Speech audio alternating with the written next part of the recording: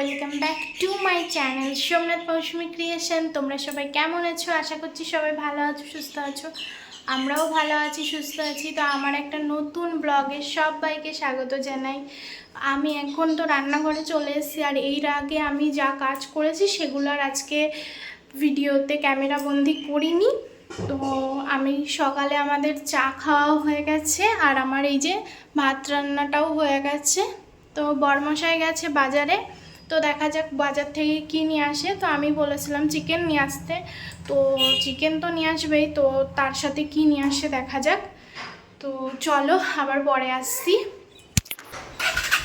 তো ও তো বাড়ি চলে এসছে দেখো, আর পিকুসোনা দৌড় মেরে গেল, তাই ওকেও একটু গাড়ি চড়িয়ে নিচ্ছে, মানে গাড়িটা ঘরে তুলে দেবে, তারপরে হলো ও গাড়িটা তুলে নিচ্ছে, আর পিকু আর বায়না করবে না, সেই জন্যই আর কি। তো এই দেখো ও বাজার থেকে চিকেন নিয়ে এসছে, আর এখানে হলো ইলিশ মাছ নিয়ে এসছে। তো আজকে চিকেন হবে, আর মা যেহেতু চিকেন খায় না, সেই জন্য মার জন্য 2 পিস ইলিশ মাছ করে দেবো, আর বাদবাকিটা কালকে করব। তো চলো এগুলো এবার সমস্তটা ধোয়া পাকলা কোটাকুটিগুলো করে নিই। সো আমি দেখো বসে পড়েছি সব সবজিগুলো কেটে নেব বলে। সবজি বলতে বেগুন, আলু, যেটা মাছের ঝোলের জন্য, তারপরে মাংসের জন্য যে সমস্ত মশলাগুলো লাগে, পেঁয়াজ, রসুন, আদা, আলু, টমেটো, আর কিছুটা ধনেপাতা, তো যেগুলো আমার ঘরে আছে আপাতত সেগুলোই দিয়ে আর কি আমাদের আজকের চিকেনটা রান্না হবে, তাই সেগুলোই আমি একটু সুন্দর করে গুছিয়ে নিচ্ছি। তো এবার আমি মাংসের আলুগুলোও কেটে নেব। তো চলো তোমরা দেখতে থাকো।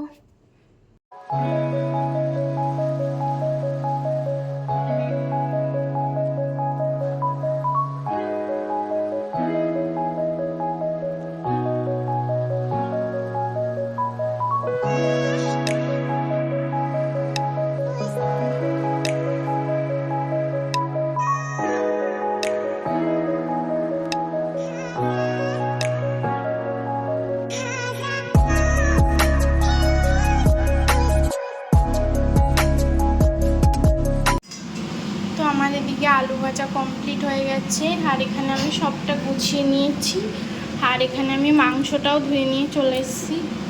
আর এদিকে আমি কড়াইটা বসিয়ে দিয়েছি, কড়াইয়ে আলু ভাজা তেলটা রয়েছে, এবার আমি মাংসটা রান্না করে নেব। আর এদিকে আমার মশলাটাও হয়ে গেছে।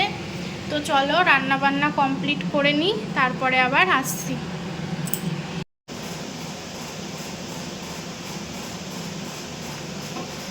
তো এখানে একটা জিনিস হয়েছে, আমি এই যে মাংসের তরকারিটা গাবলায় ঢালছিলাম, আর তখন আমার বড়মশাই পেছন থেকে ক্যামেরা অন করে ভিডিও করেছে, সেটা আমি বুঝতে পারিনি। পরে দেখে মানে যেই আমি তরকারি ঢালছি ওকে দেখে আমি অবাক হয়ে গেছি, তো আমার রিয়াকশান দেখে বুঝতেই পেরেছো।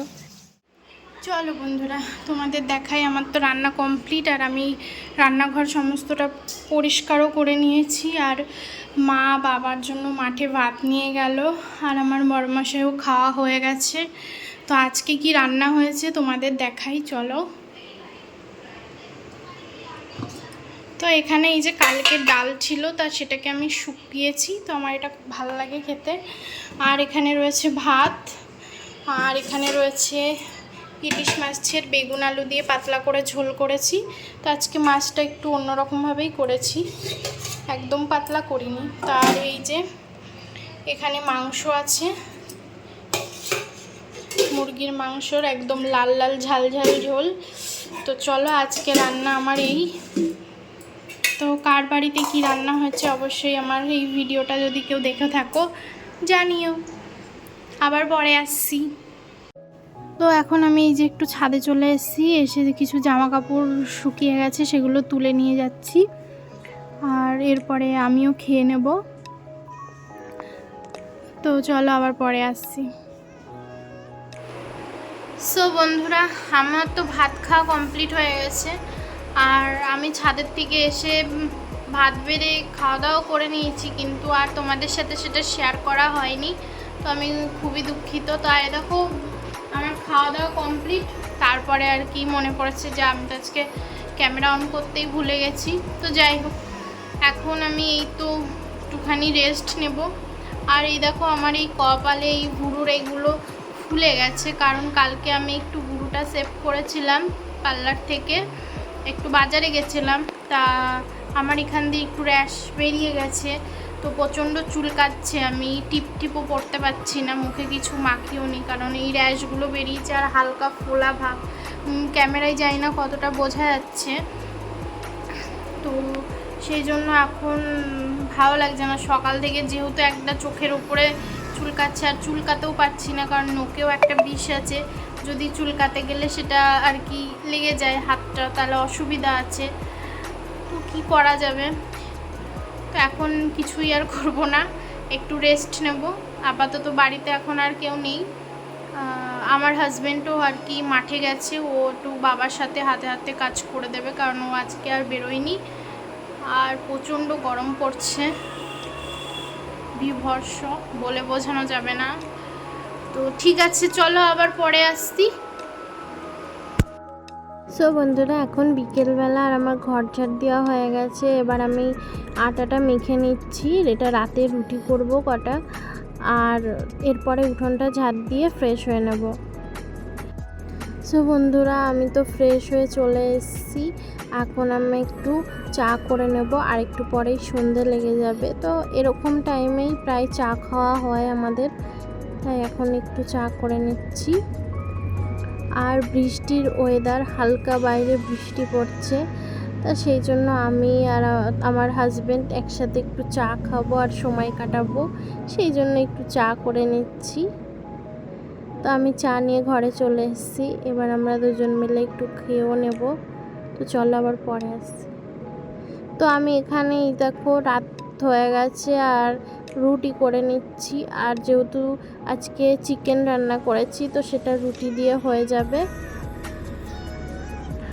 আর আমি দেখো ঘেমে স্নান হয়ে গেছি, কারণ প্রচণ্ড গরম লাগছিল, দেখে বুঝতেই পারছো, পুরো ঘেমে গেছি। আর এত গরম বলার মতো না, আজকে বিভৎস গরম পড়েছিল। তো আমি মনে করছিলাম যে কতক্ষণে রুটিগুলো কমপ্লিট করে একটু ঘরে যাব। রান্নাঘরেও পাখা আছে, কিন্তু ওই পাখাটা ওপরে মানে এখন যদি চালাই তাহলে ওই রুটিগুলো করা যাবে না আর কি। রুটিতে ধরো গ্যাসে হাওয়া লাগলে রুটি তো হবে না তাড়াতাড়ি করে।